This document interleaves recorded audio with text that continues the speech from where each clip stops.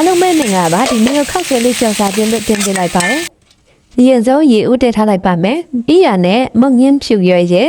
ခါကျက်ဥရဲ့ခောက်ဆွဲချက်ရဲ့စက်သားရဲ့စက်တွံပြူရဲ့ကိုအတင်တင်ထားလိုက်ပါတယ်။ကိုကြိုက်ချက်ပါဝင်ပစ္စည်းရဲ့လည်းထပ်တူထည့်နိုင်ပါတယ်။ရေပုတ်ပတ်ဆူလာပြီဆိုရင်တော့အတင်တင်ထားတဲ့ခောက်ဆွဲကြောင်းနှစ်ထုပ်ကိုထည့်လိုက်ပါမယ်။ခောက်ဆွဲကြောက်တွေကိုမပြုတ်မမအနေထားလေးမှာချပေးပါမယ်။ဒါဆိုရင်တော့ရပါပြီခောက်ဆွဲကြောက်တွေဆဲထားပြီးရနဲ့အတီးရွက်တွေထည့်ပြီးတော့ထပ်ပြုတ်ပါမယ်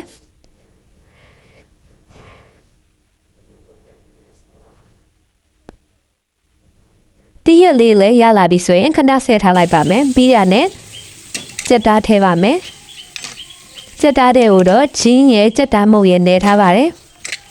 စက်သားလေးတွေလည်းရလာပြီဆိုရင်တော့ဆဲထားလိုက်ပါမယ်ဤရနဲ့အိုးတစ်တလုံးလေးကိုစီထည့်ပြီးတော့တဲပါမယ်စီပူလာရင်တော့ချက်တန်တူလေးထဲမွေးလိုက်ပါမယ်ချက်တန်တူလေးမွေးလာတဲ့အနေထားမှာချက်သားလေးတွေထည့်လိုက်ပါမယ်ဤရနဲ့ပင်းကပ်များတွေထည့်ပါမယ်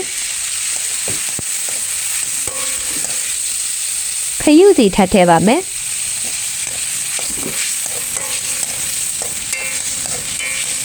စားရဲ့ဟင်းညမုတ်ရဲ့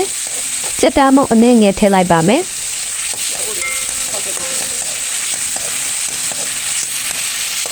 ရေအနေငယ်ထပ်ထည့်ပေးပါမယ်အားလုံးပြီးပြီဆိုတော့လည်းအတီးရွက်တွေပြုတ်ထားတာကိုထပ်ထည့်လိုက်ပါမယ်ဒီရွက်ပြုတ်ထားတာလေးတွေထည့်ပြီးပြီဆိုရင်တော့ခောက်ဆွဲကိုပဲထည့်လိုက်ပါမယ်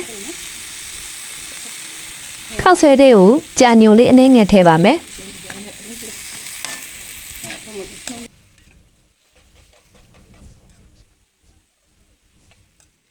ဒါဆိုရင်တော့အရသာရှိပြီးစားကောင်းတဲ့ခောက်ဆွဲကြော်တပွဲရရှိပါပြီ။နှစ်ယောက်လောက်တော့စားလို့ရပါတယ်။ဒီတိုင်းလေးကြော်စားကြည့်ကြပါ။ဗီဒီယိုလေးကိုကြိုက်နေတဲ့ဆိုရင်လည်း like and follow လေးလုပ်ခဲ့ပါအောင်ရှင်။ဗီဒီယိုလေးကိုဆုံးဖြတ်ကြည့်ပြီးတဲ့အတွက်ကျေးဇူးတင်ပါတယ်။